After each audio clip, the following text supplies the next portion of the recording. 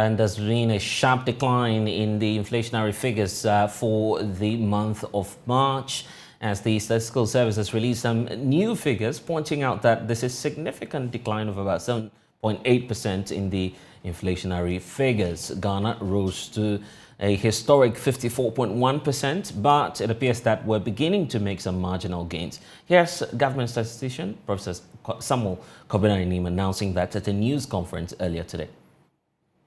Consumer Price Index and rate of inflation for the month of March 2023. Consumer Price Index for the month of March 2023 stood at 166.6 indices relative to 114.9 that was recorded for the same time March 2022. Given these two price indices, that is 166.6 for March 2023 and 114.9 for March 2022, year-on-year inflation for the month of March 2023 was 45.0%. This means that prices of goods and services on the average have gone up by 45.0% in March 2023. We continue to see a decline in the rate of increase. So although we still continue to record inflation rates that are showing higher prices over time, the rate of increases have been declining.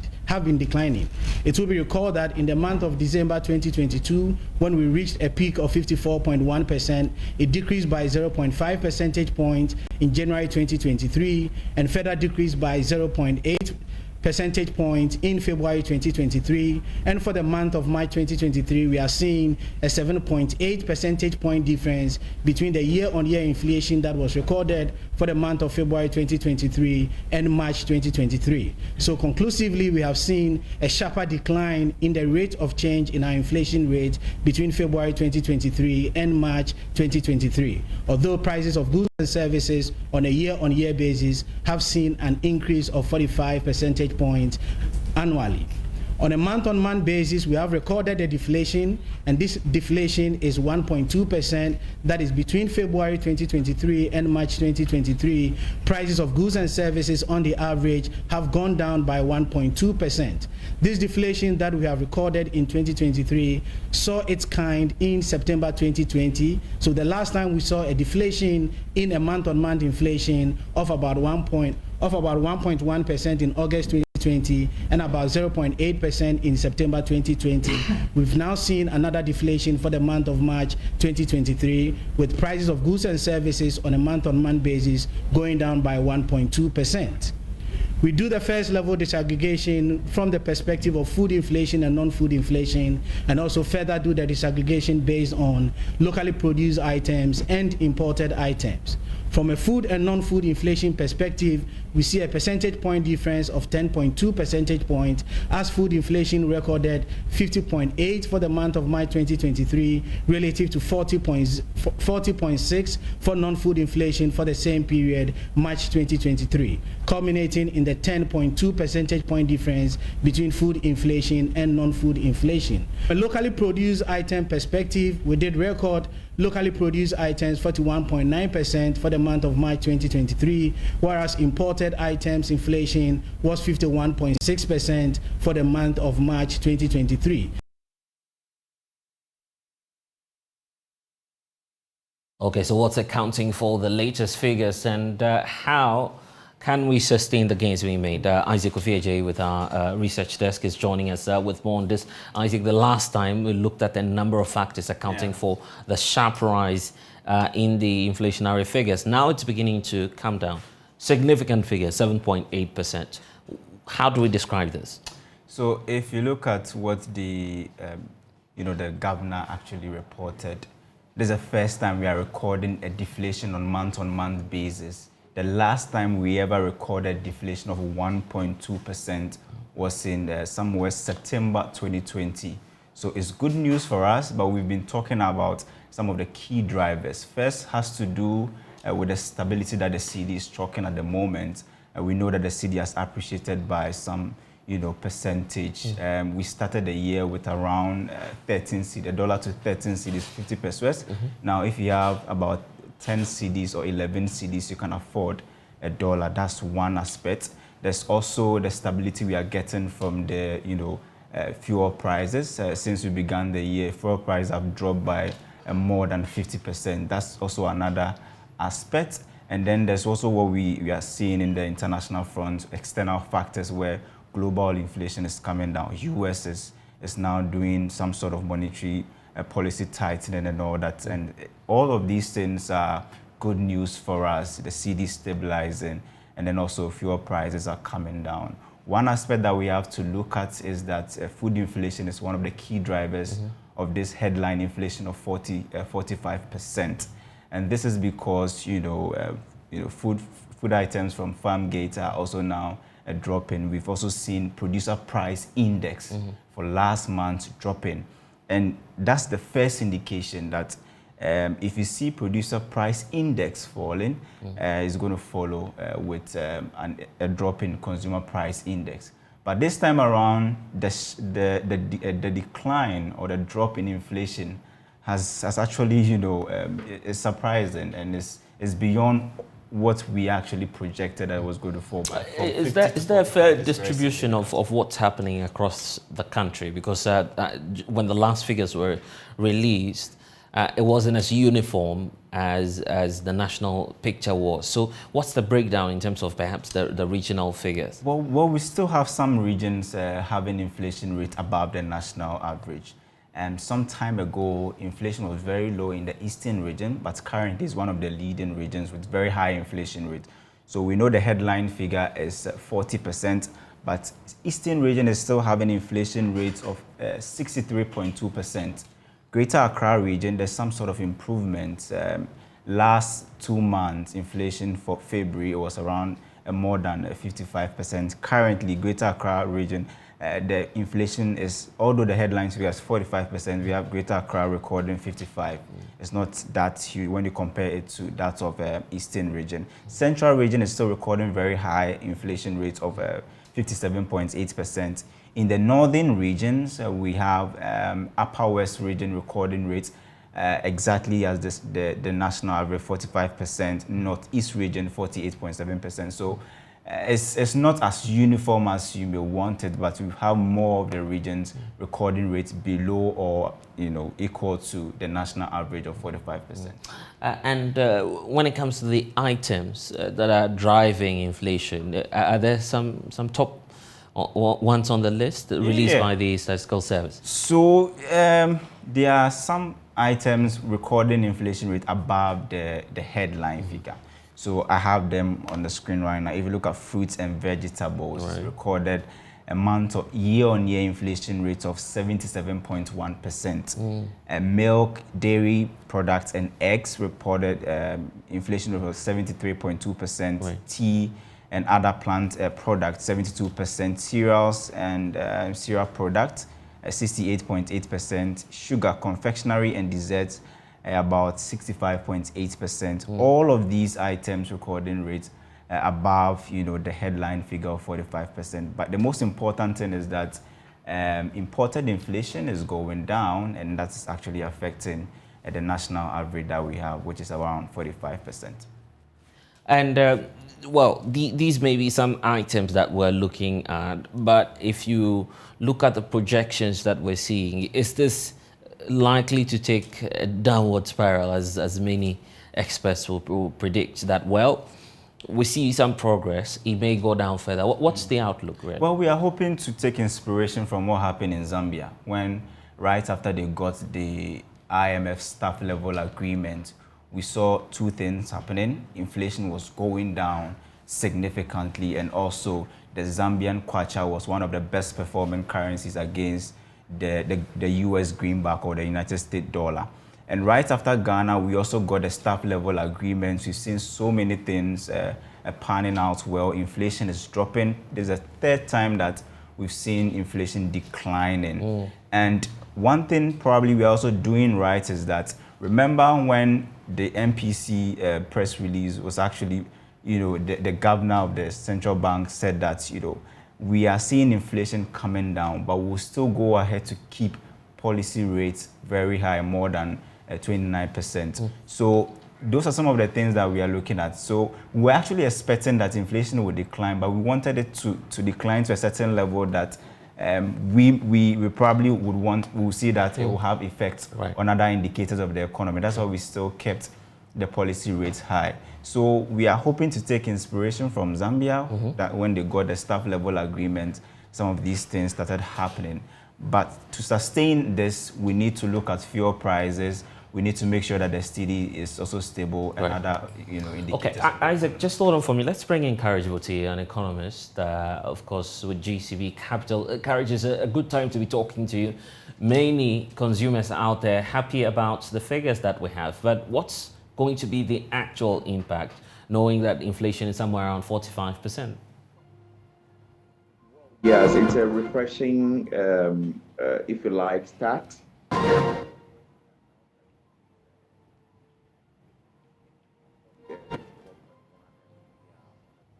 Fine. You realize cost of credit is very high, and that is because the central bank has been acting aggressively to try to rein in inflation. With inflation now on this part of decline, I wouldn't say immediately we'll see policy rate reduction, but you might not expect any more increases at this point in time, as they try to anchor inflation to a stable part of decline, really. What that will mean is that over time, you will see rates fall sufficiently. And when we get to the point where it warrants a cut in the policy rate, the Ghana reference rate would also respond in that regard. And then you can begin to see cost of credit ease a bit on the market. It also means that the rate at which you see prices increase, which is the headache for most Ghanaians or almost all Ghanaians, those rates are slowing down marginally, and that is a trend we expect will continue into the second half of the year. And so cost of living should ease a bit, and that should pave way for expenditures which otherwise would have been going into, or the quick increases or the rapid increases in prices would now free some cash that will go into some other productive, maybe personal investments, and here and there. That will mean that our lives could be better in the future. So it's a start of something great, and we hope that the pace will be sustained till we get back to the target band of inflation. Do you see this being driven much more by the markets, or this is being driven much more by the policy measures, the fiscal measures being taken? Well, what are the drivers of inflation so far? I think chiefly it is from food inflation, it's from petroleum prices at the pumps, it's from the exchange rate dynamics, really. And so to determine what has caused the decline in inflation, let's look at the exchange rate. Volatile, yes, but largely appreciating over the last few weeks. What is the driver of that appreciation? I wouldn't say it is in particular any policy intervention directly, but I think it's a collection of things, including the progress with IMF and the fact that we could be close to a deal soon. So I wouldn't attribute that to a particular policy per se. And the fundamentals of the currency hasn't really changed from where we knew it was, really. And so I think it's the optimism from the market that is driving it. On petroleum prices, there are a number of things. There is the gold for oil, whose impact I cannot independently ascertain because the hard figures are not there for us to independently assess. But then you know also that on the global market for crude oil, prices are declining and continue to decline. And you've seen prices ease at the pumps in the last few weeks or so. In fact, from February till now, there's about 20% or more decline in fuel prices at the pumps. All of these would have played a role, and you realize that transport inflation for the first time now became the third largest division instead of the first all this while, and inflation from transport reduced from 70% to now about 52%. And that trend will improve. And you see that for the first time, petrol and diesel were out of the list of top 20 items. In fact, top 10 items that drove inflation. They were very near the top in times past, really. So you could say that the reduction in fuel prices at the pumps, the CD's improvement over time, and its pass-through to general prices really may be accounting for the declining trend we are seeing. And of course, the Bank of Ghana has been steadfast in their position with the policy rate, raising the interest rate by so much. In this particular period, when they raised policy rate by 1.5% and then also increased the cash reserve ratio, there was so much liquidity on the banking system, which would otherwise have influenced inflation really. And we hear there is a memorandum on zero financing of the deficit going forward. And so all of these things are good signals that the monetary authorities are on top of the inflation dynamics really. And I guess their tight stance has played also a very large role in the decline we are seeing so far. And my colleague Isaac Kofi J, of course, making some interventions there and talking about, for instance, the regional picture. The story about the Eastern region, for instance, it was doing quite well a couple of months back. Now it's the lead region, or one of the leading regions when it comes to the issue of inflation. What may be accounting for the disparities that we see across the various regions? I haven't really averted my mind to the regional breakdowns and what may be driving, but on top of my head, the distribution channels across those regions could play a role. We know food is a big driver of inflation for places where it is very difficult to move things other than non-food across. In fact, a price of maybe a Coke or a milk, a tin of milk could be very, very different in, say, up north than here in Accra or some other regions. And the differentiator could be the transport costs and the other distributional bottlenecks that may be in the way. So we would have to look into it that way and then ascertain what the regional differences, what account for the regional differences. For Western, Eastern region in particular, I'm unable to say pinpoint this is what the driver of inflation may be in that region. But I know for a large part, things like the distributional channels, availability of food, especially in the coastal areas where fish is produced in those places but are not directly traded in those areas, there could be some scarcity of sorts even on the local market. These may all be factoring into inflation in those regions and accounting for the dynamics we are seeing. Isaac Kofi J is still with us. Carrie, just hold on. Isaac, the issue about the currency and how it's playing a major role in all of this. So you're making an intervention earlier about that. Yeah, so I was saying that, one thing that influences everything is when the CD is doing well, it affects every other thing. Right now, we know that the dollar is under some sort of pressure where, China and the BRICS are also saying that they would want to purchase, fuel or crude oil in yuan rather than dollar. And all of these things, external factors are, some sort of good news for the currency here in Ghana. It's some sort of, external shocks giving us some sort of hope and cushion. So just like Carrie said, you wouldn't pinpoint and say that there's some sort of, direct policy here in our local markets causing all of these things. But the external factors that push the CD from 6 cities to 15 cities, I always say that there were so many artificial elements in there. So right now that you see those artificial elements correcting, the CD is beginning to gain back its usual status or where it is supposed to be. But Carriage, while we have, we're positive that the currency will do well. Just yesterday I was reading that there's been a marginal is it depreciation again? Yeah. A marginal one, of course. That of course Isaac has just confirmed to us. So that's likely to throw us out of gear, isn't it? No, not really. Movement in currencies are normal, and it's supposed to be the normal course of action, right? It is the magnitude of those movements and the sustained direction really that causes the problem. So either way, up or down movement is not desirable. You want stability around a certain if you like, mean figure really.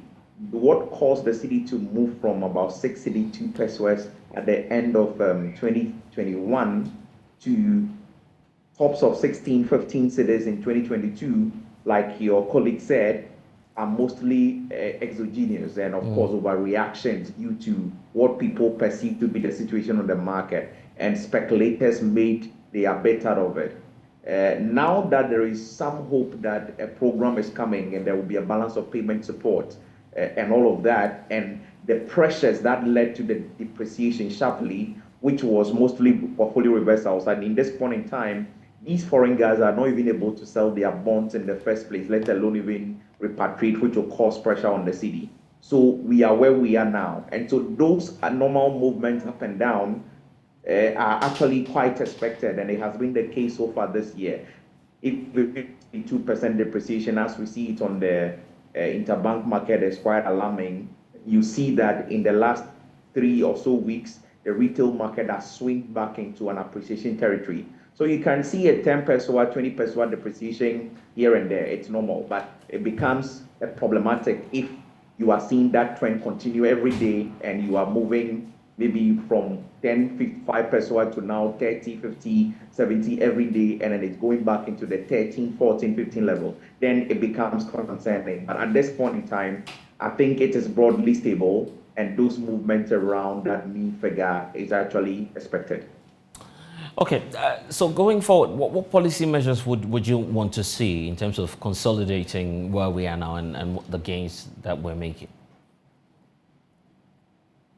I don't think we have reached a point where we want to even consolidate the gains. There is still much room for improvement. The CD can correct more.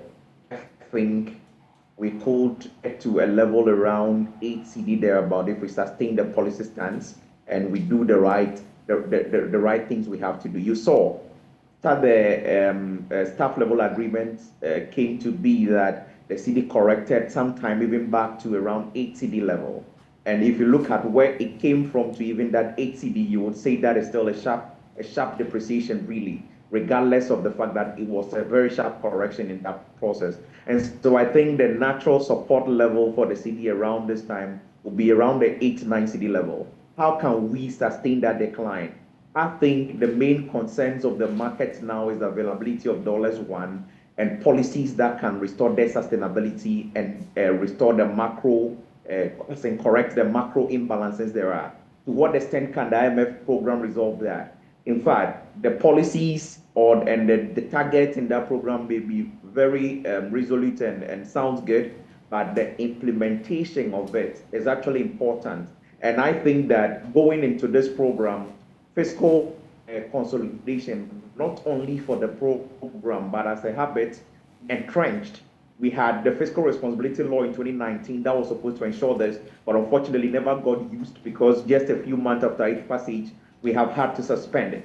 But I'm looking at restoring some of these things, and then we, as a habit now, ensuring discipline in the most strictest sense, and then ensure revenue growth is adhered to so we could actually finance our developmental aspirations mostly with our revenues, and the borrowings that come should not go into, if you like, the consumables and the not so desirable stuff, but into growth enhancing type of expenditures that could ensure that we are able to even pay the debt from the proceeds of those investments really. I think those would be sustainable ways to look at it. The industrialization agenda that we have long touted, it's worth looking at in a very, very holistic way now.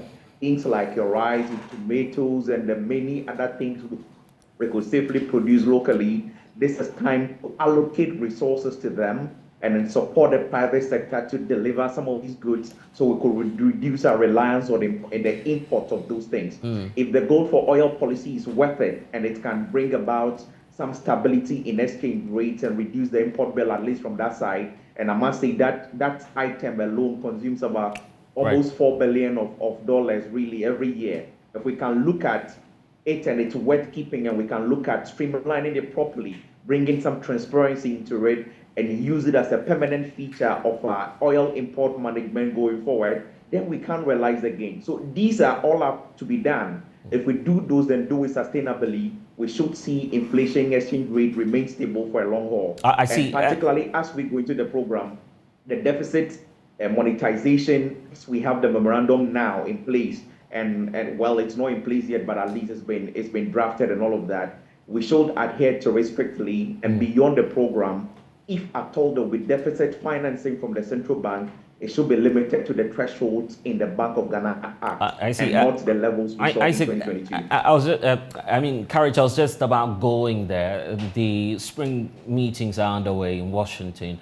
How should we be positioning ourselves as a country, knowing that if we sail through, there's going to be an IMF bailout. How do we position ourselves to take full advantage of that bailout program?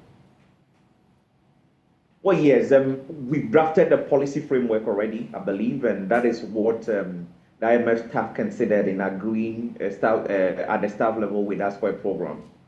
So the question will not be about the program per se, it's about how we implement them. Oftentimes, you see good behavior during programs and post-program reversibility. And so for me, my focus at this point is that, yes, we've done domestic debt restructuring. We've seen the challenges of 2022 going into 2023. We've seen the exchange rate problems. The policies, by all means, will tackle some of these issues and ensure that we reverse things to a normal place before the program ends.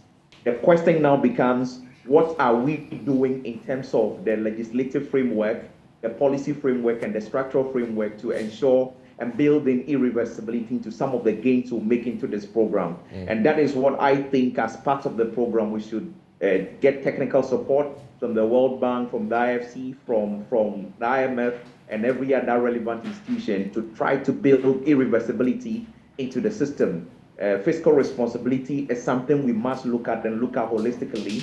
Why do we have a gift-made system which is not fully functional? All the modules are not operational. And you see disparate assemblies, expenditures, and a number of other expenditures go outside of the gift-made system, creating arrears to huge amount, which is the very reason gift-made was set up to solve, really. We need to look at adopting fully now the modules, all the modules of that system, and ensure that we put pay to the arrears accumulation regime, and now go into a system where we can have clear visibility on our fiscal operations and be able to manage the risks that we emerge from it. On the exchange rate side, we've seen a number of interventions within this period. How can we entrench that? The forward auctions, the Bank of Ghana surveilling on the market more frequently to ensure that the rules are adhered to, and then we know the black market operators. Is it a 9-day wonder? How do we entrench that going forward and ensure that even the forest bureaus and the market players play to the rules, so you do not see arbitrage at some point in the market which can cause the spikes we are seeing on the market, really? Those are things we need to begin to look at holistically. And of course, the central bank and its role in financing our deficit, I've made that point already. How do we ensure that going forward we do not see 45 billion deficit financing from the central bank? But if at all we need it, it will be something to the barest minimum. Those are things we need to entrench. If we do that, we will be building irreversibility and may not have to look at these issues again in the future. Okay, then that's what we hope for. Carrie, it's good to speak to you this afternoon. Very insightful conversation there. And Kofi, we need to go. But the way forward and what, of course, the Statistical Service is also hopeful for. Well, remember that we've all been speaking about the performance of the cedi, and then the fact that because the cedi is doing so well, we see it, impacting on inflation. Remember, there's one thing we are not doing this year, and is that we've defaulted on almost all of our, external loans. We are not paying interest, we are not paying charges, we are not paying principal payments. So we have that kind of space for the dollar or for the cedi to have its stability. Right. But once maybe we drag this whole thing and we are not able to get the IMF executive board approval, of which I know by the end of May or April we'll be able to get. But we need to make sure that we utilize the fiscal space that we have currently. Right. And the less pressure that is being put on the cedi, we must make sure we consolidate the kind of gains we have. So many artificial elements in there, but we need to make sure that we put in policies in place to make sure that the cedi comes to its normal level. Right. And just like the governor said, maybe they'll keep hiking the policy rate, but creditors or those who are also borrowing from the private market are watching, and they are saying interest and inflation is coming down. And we know, the game that they play. So if inflation is coming down, we want to see policy rates also coming corresponding down. Decline. Exactly, but we are not seeing the same thing. So probably those are some of the things that, creditors want. Isaac, we need to go. Isaac Ajay is a data analyst here at JoyNews. Of course, thanks to Courage also for joining us. But let's